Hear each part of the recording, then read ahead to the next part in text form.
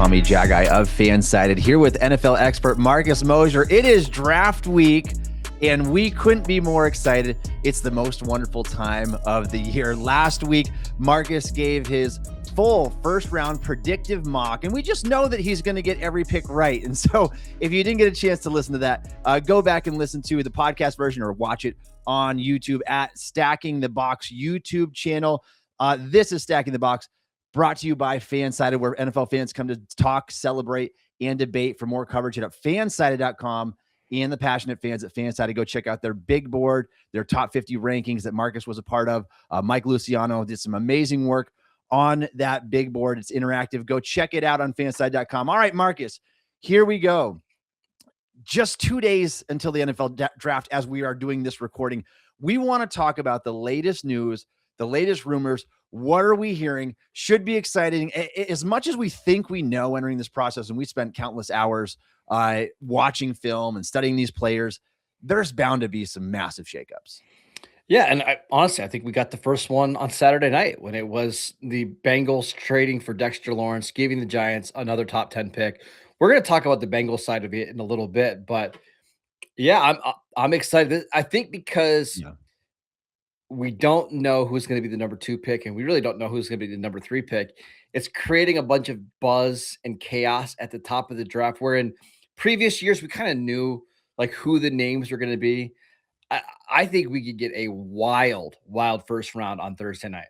Yeah, it's like everybody knows that Fernando Mendoza is going to the Raiders. That's like what, minus 20,000 odds to be that. I don't even know if you can bet on it. It's set in stone. You can chisel it in stone right now. Number 2, though, there's still some back and forth. And so from then on, we can see some really wild things happen. We're going to talk about some of those right now. And before we get to the Bengals and the Cardinals and a few of these teams here picking early, I want to talk about Jordyn Tyson, because this past week, Marcus, a few days ago, he had his private workout, and it was spectacular. I mean, if you just catch some of the footage from that, guys that big should not move that way. I mean, you were talking about a 6'2 plus, 200 plus pound wide receiver, and he's got some really, really fluid movement skills, just getting lateral to the ground, like just the snap movements. You watch him run like that whip route. It's like, how did you just do that? You're running routes like a 5'8", 170-pound receiver. I've been impressed with Tyson since the beginning of the pre-draft process. Are you buying the latest draft buzz, Marcus, that we're talking about a top 10 player now in the draft? I mean, yeah, I am buying. I don't think there's been any player over the last 2 weeks that has gotten more steam than Jordyn Tyson. And let's back up a little bit. This draft has one pretty clean receiver in Carnell Tate, a guy in Malachi Lemon that I think a lot of people think it may be just a slot only, still a very good player. Yeah. But you've been waiting for this guy that kind of profiles as the number 1 receiver that you could move around. And I think with these teams like the Giants at 5, the Browns at 6, the Commanders at 7, the Saints at 8, the Chiefs at 9, like, there's just a lot of teams that could really benefit from having a player like Jordyn Tyson. And you're even starting to come out and see some of these teams that don't need wide receivers, including, I'll use the Dallas Cowboys here. They have a lot of love for Jordyn Tyson, and they would feel comfortable drafting him at 12. And they might have the best wide receiver duo in the league right now. So I am buying this. I'm fascinated, Tommy, by where he could go, because I think the Giants at 5, now that they have picks 5 and 10, I think they would love to get a receiver for Jackson Dart, considering that Malik Neighbors is coming off a massive knee injury. They lost Wan'Dale Robinson in free agency. And if you're the Giants, now you have to try to figure out, do we take Tyson at 5 and then just take the best available defender at 10? Or do we take someone like Sonny Styles at 5 and hope Tyson falls to 10? I don't know what they're going to do, and I'm fascinated to find out. Yeah, I am absolutely buying the buzz as well. I think that Tyson is one of those guys, and I kind of think it speaks to the top of the draft class in general. A fact that we're talking about a player here, Marcus, who's missed 34% of his entire 4-year college career at Arizona State. That is a lot. We're talking about a guy that misses a third of the games that he's eligible to play, being a potential top 5 or top 10 pick. But I agree with your reasoning, and I think that that's where teams should be heading. It's the second most valuable position in football behind quarterback, in my opinion. You have to score points. These guys help you do it. The Giants you talked about, even as early as number 5, they're in that situation. Does it do you more good to take maybe a safer prospect without the injuries in Sonny Styles, but you're taking an off-ball linebacker, or you can swing big for a receiver who could profile as a wide receiver 1? You pair him with Malik Neighbors once he is fully healthy, and you have a potentially dynamic duo that can really vault your offense to the next level. I like Tyson, the talent, a lot. I ended up going with a 1-2 round grade on him, just outside of my first round grades because of the injury stuff. Had it not been for the injuries, he would be my number 1 player in this class in an easy top 10 pick for me. What is the range then, Marcus? Where would you say the start and stop range is where he's not going to go before this, but he will not go after this pick? I think 5 is where it starts, and I think 13 is probably where it ends. Now, I mentioned the Cowboys really liking him. There's a chance that there's just a defender on the board. That's where they go. I can't see the Rams passing on him. Now, does he go to the Giants at 5? Do the Commanders draft him at 7? And that's the part I think the Giants are weighing is like, hey, if we don't draft this guy at 5, we might have to face him 2 times a year in our division. Do we really want that? And how big is the gap in defender from 5 to 10? Like we both really like Sonny Styles. If it's Styles at 5, but Downs at 10, or let's say it's Mansour Delane at 10, maybe that gap's just not that big. I would assume with these 2 first-round picks, the Giants are going to use 1 on defense, 1 on offense. And if the idea is to draft a receiver, you might not want to wait until pick 10. Yeah, and it's just been a wild ride following Tyson these last several months here because the film was undeniably good, even with missing a good chunk of the season in 2025. I mean, you put on the tape, you love what you see. He hit rock bottom there for a while. It's like, oh, he's going to slide out of the first round because of the injury stuff. Teams just don't view it that way. I agree with you. I think that 5 to 13 is the range I would put on that as well. I'd be surprised if he got past the Rams. Just a good football player when he's on the field. Marcus, let's talk about the Bengals, who we mentioned here. Big trade over the week. Trading for Dexter Lawrence, who has just been a dominant defensive tackle most of like the last 5 seasons. Maybe took a little bit of a step back last year. But, I mean, we're talking about one of the best players at his position in the entire league. He's so strong. He can do so many things for you. I mean, you have to – this was – sure, it's top 10 draft capital we're talking about here, but you are getting a surefire thing. If there's a way to help your defense, and one that needs it as desperately as the Cincinnati Bengals, it's going out and getting an all-pro and perennial Pro Bowl defensive tackle who is right in the prime of his career. Yeah, I mean, I was already in on the Dexter Lawrence trade for the Bengals because your window is right now. And yes, you could maybe draft a Caleb Downs or Mansour Delane, and those guys could come in and play well on a cheap contract for you. But a lot of times rookies aren't very good. And a lot of times they take at least till half the season. The Bengals need somebody that can come in and play well right now. The other part of this, and I just wrote the article for FanSided this morning, if the Bengals were going to stick at 10 pick, the intel that we have now from Brian Broaddus, who worked for the Cowboys, he was talking about how he's got a good relationship with Duke Tobin, the Bengals GM.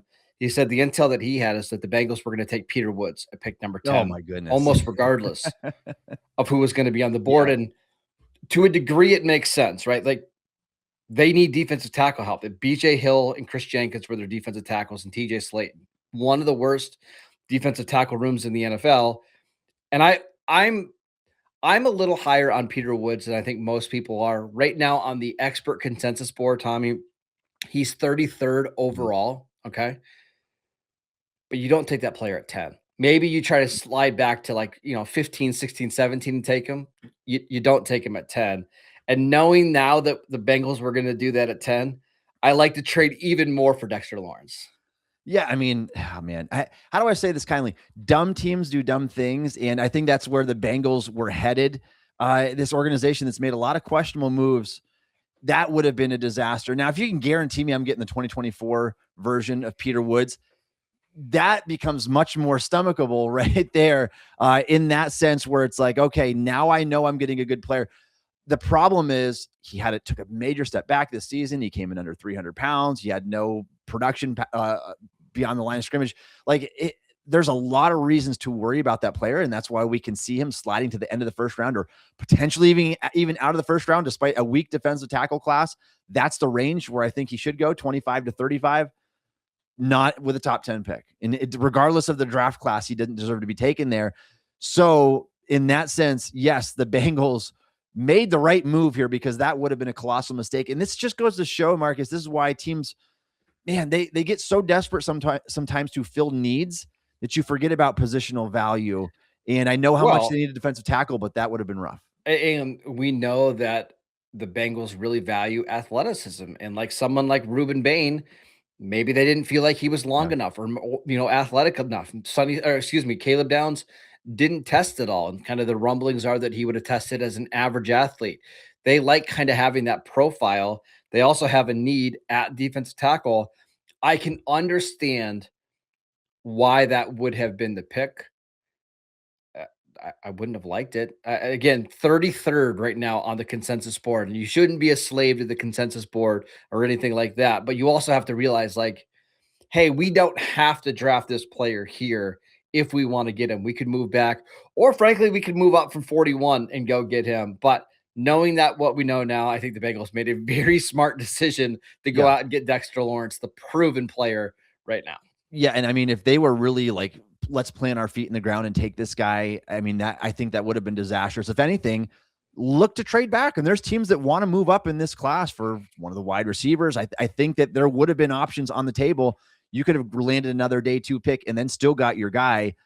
I mean, it makes you question what is going on in some of these front offices that you would take that big of a reach pick and you might like him that much, or maybe you talk yourself into him because it's the position that you need. But I would not have been a fan of that. Actually, would have been a fan. I'm a Pittsburgh Steelers fan, so I would have been a fan of that in that sense, but I would have hated that for Bengals fans because it just would have been a reach. But I love what they did with this move. You are in a win now window, and Joe Burrow turns 30 later during the 2026 season. It's not ancient. You can still play for a long time, but Burrow's had a ton of injuries, and you want to capitalize on a window at some point, and they just have not been able to do that despite having some really good offenses because their defense has been so bad in recent years. Hard to disagree. Again, this is why the draft is so much fun. We get these nuggets all, pre-draft process, and then we get to see it play out on Thursday. All right, from the highs, the heartbreaks, every headline, this is Stacking the Box, your source of NFL talk, powered by FanSided.com and the voices at FanSided. Make sure you check out FanSided.com's big board and all the great work around the FanSided NFL Network. Like and subscribe to this stream. Help us get seen. All right, Marcus, let's talk about Jermod McCoy here, another polarizing prospect. A lot of NFL experts would say the most talented cornerback in the class. The problem was he went a full year plus without seeing the field. We're talking about his last NFL action coming in 2024 now. Now we're 2026 in April. Was able to run, tested well.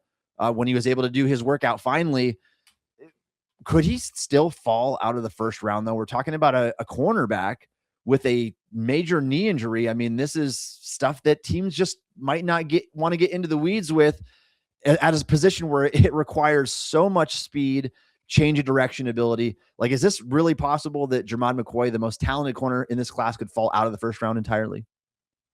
I would be shocked if he is a first-round pick at this point. Like, thoroughly shocked. And the reasoning, it's actually not the ACL. Now, the ACL is what he tore, I believe it was in the beginning of 2025. He was healthy enough to run at his pro day, but from some of the reports there, the actual drills weren't great. And the reason why is that one team doctor, let's say a very prominent team doctor, believes that he needs surgery to repair a cartilage defect in his knee. And that is typically a 9 to 12 month surgery. Now, not every doctor sees things the same way. Some teams are going to feel like he can play right away. This is a similar injury to what Trayvon Diggs had in 2024. That basically, honestly, cost him his career. He was out for 9-10 months. It's something similar that Kirby Joseph had in Detroit that's really hampered his career. I just don't know, where do you take a cornerback that didn't play at all in 2025, that's still not 100% healthy and could potentially needs a surgery either right now or down the road? We saw Will Johnson fall into the 40s last year, and that was somebody that everybody had inside the top 10 of their big boards. I think we're going to see McCoy fall to a similar range on Friday. Yeah, and of all the positions to have this type of injury, that's just killer. I mean, it wouldn't surprise me at all. You want to go with a safer play. It's kind of ironic in a sense, Marcus, because we just talked about Jordyn Tyson, who had a multi-ligament knee injury late in 2022, ACL, LCL, PCL. I think like it was bad, but people can get past that. And he put together a really good sample play after that, had almost a 1,200 yard, 10 touchdown season after basically, I mean, being out the full 2023 season. He did that in 2024 and then played in 2025. So maybe the fact that he's a few years removed from that, but this cartilage is concerning, Marcus. And would this impact his longevity too? Like, what does history suggest? Possible. Okay. Yeah, it's possible. I always get concerned when you're talking about cornerbacks in knee injuries because it's such a position that relies on speed. I mean, if you lose 3% of your speed, like you just have no chance in the NFL. So I'm curious to see if there's a team in the back half of round one that is willing to ignore maybe what their doctors say, or maybe willing to take on the risk because they believe this is a top 10 player in the draft, and they're willing to take a shot. Or Tommy, do you see a team like the Browns at, I think they drafted 39, be like, you know what, we're not going to win this year anyways. Mm-hmm. Let's have him get the surgery. We'll have him be fully healthy for 2027. And then we compare him with Denzel Ward, or he can be our replacement from Denzel Ward. I just think that's probably from somewhere between 30 and 45 is probably where he's going to go. Yeah, I mean, I think that that's fair. If all these medicals are true, what we're hearing out there, I think it's fair to say that. How often though does that happen where it's like, all right, I like this guy a lot. I think he's first round talent. We're going to draft you and basically redshirt you knowing that you're not going to play. The Ravens drafted a pass rusher that had a knee injury several years back in the second round. And David Ojabo? Is Ojabo, yes. Yeah. So it doesn't happen all that often, but it's not impossible. We've seen teams do it before. So. We saw the Cowboys draft Jalen Smith at 34th overall, and that was even scarier when that was a knee injury nerve damage. There was some nerve damage. Now, Jalen Smith got back on the field, actually had a Pro Bowl season for the Cowboys, and you could make the case that he was still worth that 34th overall pick. So it's not like he's going to fall to day 3 or anything like that. There's going to be a team that takes a chance on him.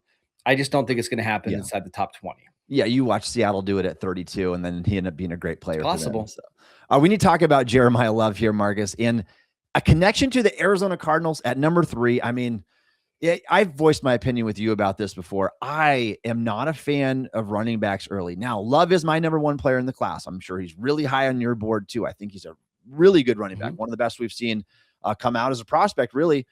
The problem is the Cardinals need so many foundational roster pieces. Can you afford to take a running back? You don't have your quarterback in place for the long term. You need offensive line help. You need defense. You need pass rush.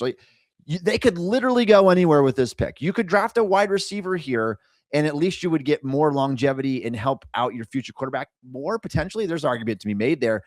Would you take Jeremiyah Love, who what we know historically about running backs, Marcus, most of them are best on their rookie deals. Are the Cardinals even going to be ready to compete in that division towards the end of his rookie contract? It just make sense to me. I mean, it doesn't make a lot of sense to me, but if I was playing devil's advocate and you asked me to argue for it, I think the way that it could work is if you take Love at 3 and then you're able to find a way to draft like Ty Simpson, like either late first round or early second round. I think they have picked 34, I believe. And the idea is, okay, we're going to pair these guys together. We already have weapons with Trey McBride, Marvin Harrison Jr., Michael Wilson. Yeah. We put these guys together on a rookie contract, and now at least we're young, exciting, and athletic on offense. And yes, they have holes on the offensive line, and the defense is still a mess.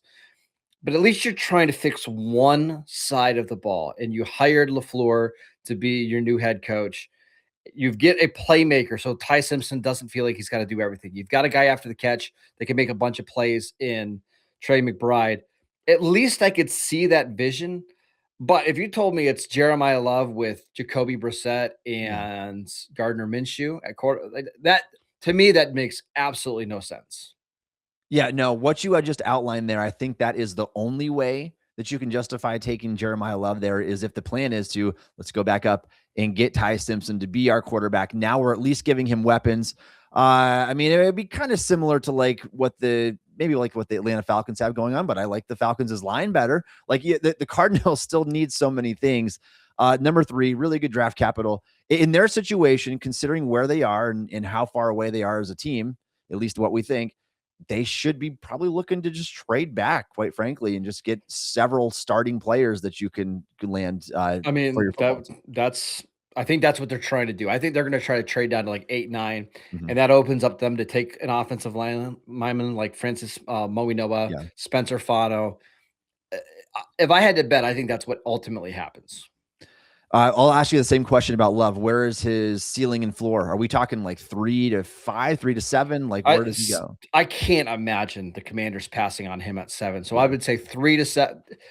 I just struggle to believe he's actually going to be a top 3 pick. I think he either goes 5 to the Giants or 7 to the Commanders. It's my guess. I still think that's most likely as well. We will find out. Marcus, we have to talk about a fast riser here and a combine star, guy that you put on his tape and you see a lot of good things. Malachi Lawrence, a UCF pass rusher. I mean, we talked about him like early on as a late day 2 guy early in the process, and now we're potentially talking about him as a lock to go in the first round. I mean, from strictly a size, traits, athleticism standpoint, he shares a lot of similarities with David Bailey, who's going to be a top 4 pick in this draft. Like, where do you think that Lawrence is going to end up going? Do you think he's going to be a first round pick? Yeah, I actually don't have any doubts that he's going to be a first round pick. I think my only question is how high could he go? Because there's a lot of teams between 15 and 25 that need edge rushers. And you would presume that Bailey, Reese, and Bain would all be off the board in the top 14 picks. You get teams like Tampa Bay and Detroit and Carolina and Dallas and San Fran that all need edge rush help. Do you take the older prospect in Hakeem Mesidor, who's 25? Do you take the upside guy in Caldrick Falk, who's 20, I believe 21 now, but it's not a great pass rusher? Do you take TJ Parker, who had kind of a down season last year? Or do you take Malachi Lawrence, who is explosive? He was really dynamic last year. I believe he's going to be 23 during his rookie year, so a little bit older. I kind of think anywhere after pick 14, I think that's where we're going to see him being mentioned. And I can at least get behind that reasoning. Obviously, in the back half of the first round, you're not getting true first round graded players unless something miraculous happens and a really good talent happens to slip down the draft. But I can get behind that because I actually do have Malachi Lawrence just slightly higher than Hakeem Mesidor on my draft board because Mesidor is 25 years old. And some of the other edge rushers in that cluster there, they're all missing something. Like Zion Young is not a great pass rusher. And Cassius Howell has historically short arms, is on a little bit on the older side, and it just is kind of a pass rusher only. So if you want a guy that has a blend of everything with the physical traits, who could be a run defender and a pass rusher and a full-time player for you, it kind of makes sense to go with Malachi Lawrence. And maybe this is a guy that we should have been on his train earlier in the process. I do like some of his film. Some of his flashes are really high. If he can offer that more consistently, I think you get something good out of him. And I think maybe the back half of the first round is where that conversation starts. He's just, we can finish with this. He's just not the most bendy pass rusher. And you're going to have to get over that. Like, I think if you're let's say it's from 20 to 30, right? And you're drafting this guy, it's okay not to be perfect at everything, because otherwise you'd be a top 10 pick, right? But can you win by being explosive and long and having a really good first step? Yeah, let's use one of the guys that drafted by your team, Bud Dupree, who I think had similar issues coming out of Kentucky. Not the most bendy pass rusher, not the most technically refined, and he's going into year 11 now. He can last a long time. And for what it's worth, Marcus, David Bailey's not the bendiest, but he's really explosive, and I think he has a high floor because he's explosive and he's got a good spin move. And Lawrence, obviously a much lesser version of that player, but still think he's worth gambling on. We got one more I want to talk about here, Marcus, and that's Kadyn Proctor, another polarizing player because of the size, the weight. Is he a guard? Is he a tackle? Doesn't have ideal measurables because His arm length is only average compared to tackles, but he's 352 pounds. And there's reports that he plays heavier than that, at least early on in the season. I mean, could this guy still be the first offensive lineman taken? We're talking about a 20-year-old football player here, an All-American, Alabama. Like, there's a lot to like about his profile still. I mean, do you think that Kadyn Proctor will be the first offensive lineman taken at the end of the day? No, but I know Cleveland has some interest, but I just can't see it being at 6. Now, if they trade back from like 6 to 12 or 13 or 14, that's a better range to take Proctor. But I have to believe that Francis Moinoa and Spencer Fano will be gone before Proctor. He fits the mold of what Andrew Berry, the GM for the Browns, likes. 6 just feels unrealistic. It does. It does. And maybe even Vega Ioane squeezes in there too if somebody needs a guard. Like, I feel like there's more risk factor involved when it comes to Kadyn Proctor. The potential payout is really good, but we will see. All right, this is Stacking the Box. You can tune in every Tuesday and Thursday evening. Thanks for checking us out. We'll see you next time.